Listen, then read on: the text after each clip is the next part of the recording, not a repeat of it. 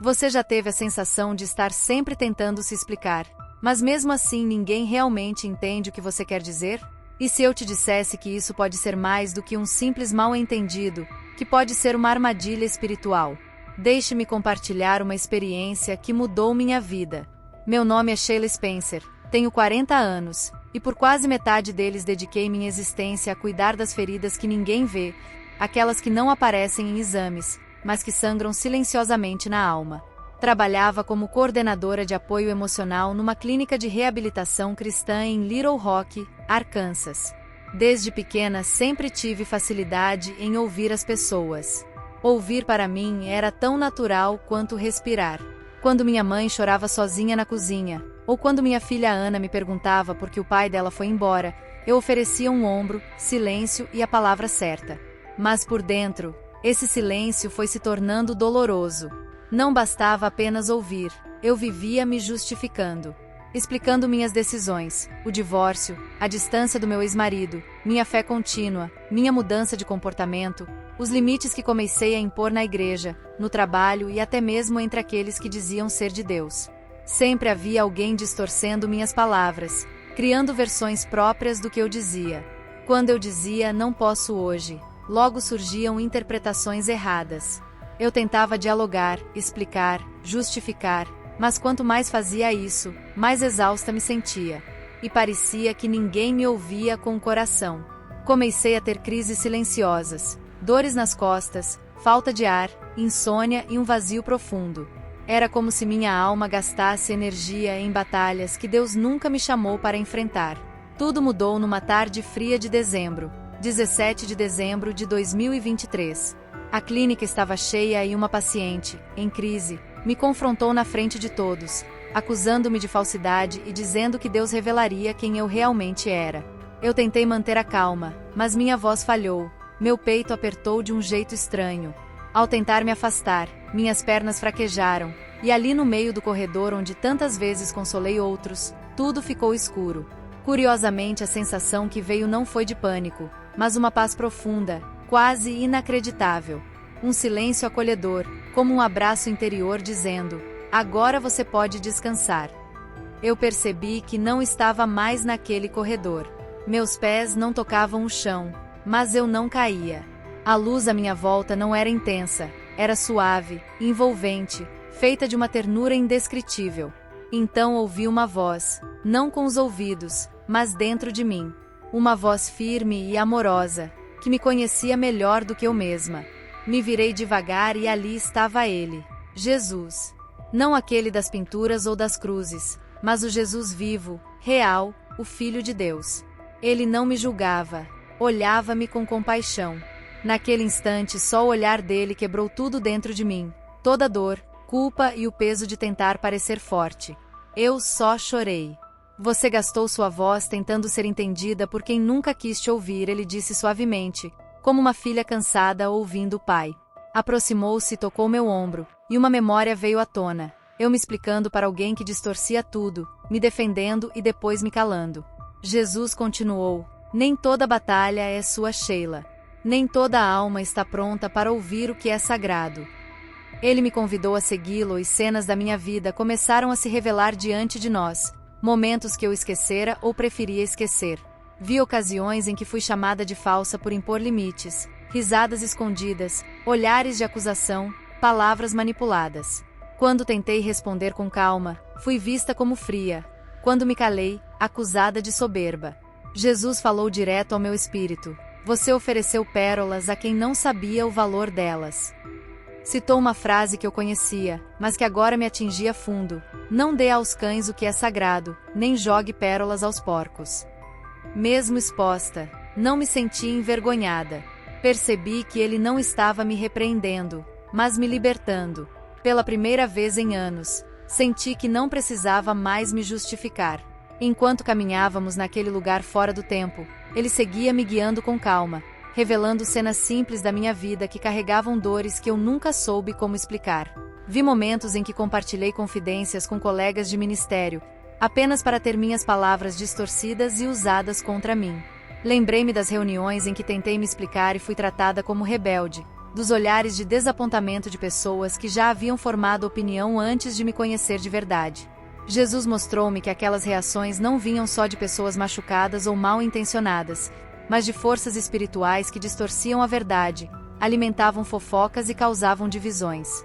Ele foi claro: você pensava estar lidando com palavras, mas na verdade enfrentava uma guerra espiritual. Eu não sabia o que responder, só podia olhar aquelas cenas com um novo entendimento do que antes parecia confuso. Então Jesus apontou para um líder cristão que por anos me fez sentir inferior. Ele disse: o problema não é a postura dele, mas a unção que você carrega. Com a voz embargada, perguntei: por que eu me explicava tanto, Senhor? Por que sentia essa necessidade? Ele respondeu com firmeza, mas sem dureza: porque você não queria magoar ninguém. Acreditava que se falasse com amor, seriam compreensivos. Mas suas palavras eram pérolas, e nem todo coração sabe seu valor. Algumas pessoas querem apenas reagir, acusar e confundir. E toda vez que você tentava explicar, só lhes dava munição. Pela primeira vez fiquei em silêncio e entendi o verdadeiro sentido do versículo em Mateus. Não se tratava de arrogância ou orgulho, mas sim de proteção e discernimento espiritual. Jesus continuou: as pérolas que você possui são tudo aquilo que eu te revelei em segredo: revelações, sonhos, intuições, limites e sabedoria. Quando você oferece isso a quem está espiritualmente fechado, eles não apenas rejeitam, mas também usam contra você. Suas palavras tinham autoridade, mas também traziam cura, como se cada frase apagasse marcas antigas que ninguém havia percebido antes. Então ele me mostrou algo novo: uma jovem mulher ajoelhada em oração, sob a chuva, cercada por pessoas que zombavam, gritavam e acusavam. Mesmo assim, ela permanecia em silêncio, apenas orando. Jesus explicou que ela havia aprendido que o silêncio é um escudo, que ficar calada diante da injustiça não é omissão, mas confiança. Ela confiou a ele o direito de falar por ela, e foi aí que percebi: aquela mulher era eu, só que diferente, mais leve e livre, sem a urgência de justificar nada.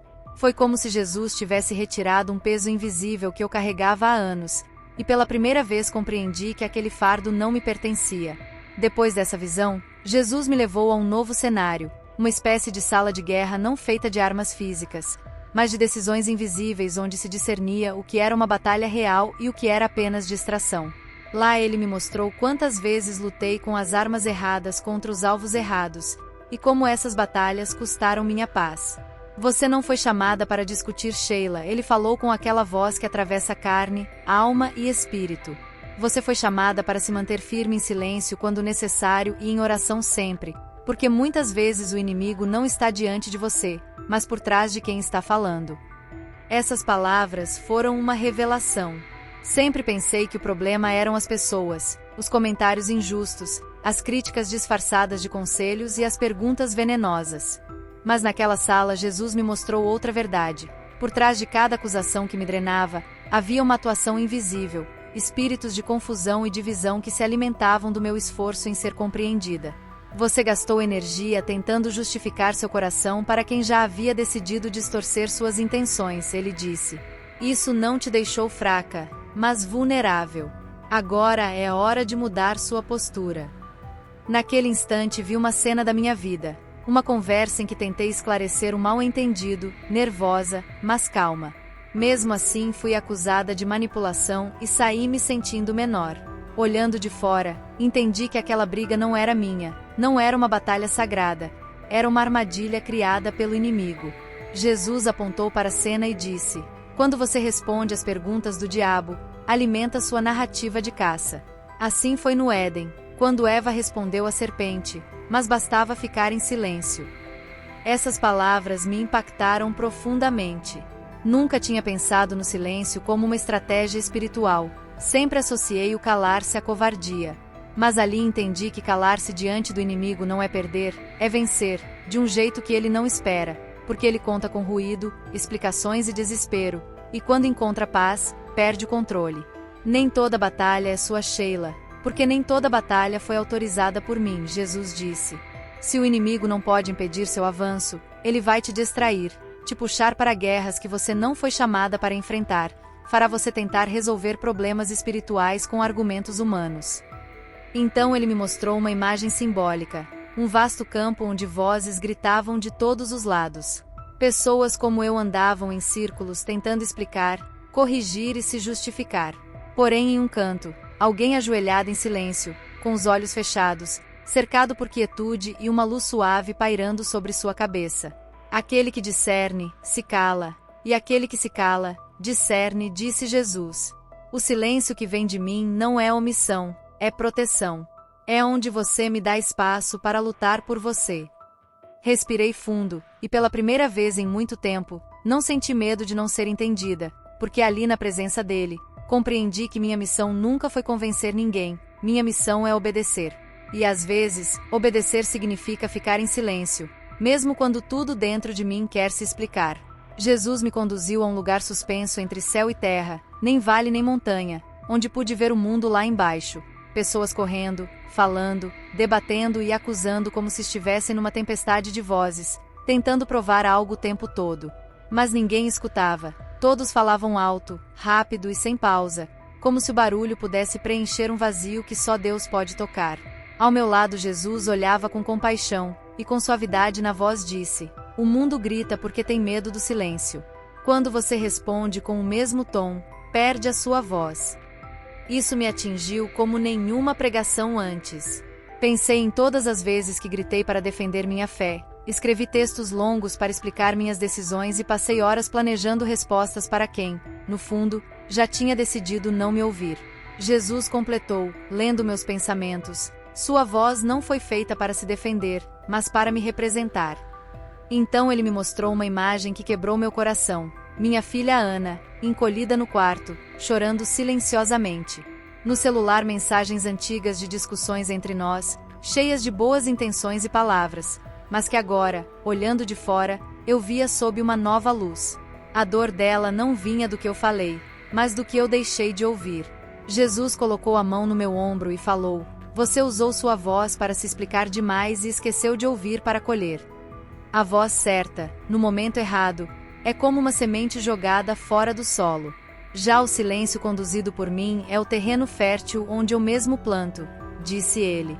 Fiquei alguns instantes em silêncio, observando aquela cena, com o coração apertado. Queria voltar, segurar minha filha nos braços e pedir perdão, não por ter errado, mas por ter falado demais quando ela só precisava de presença.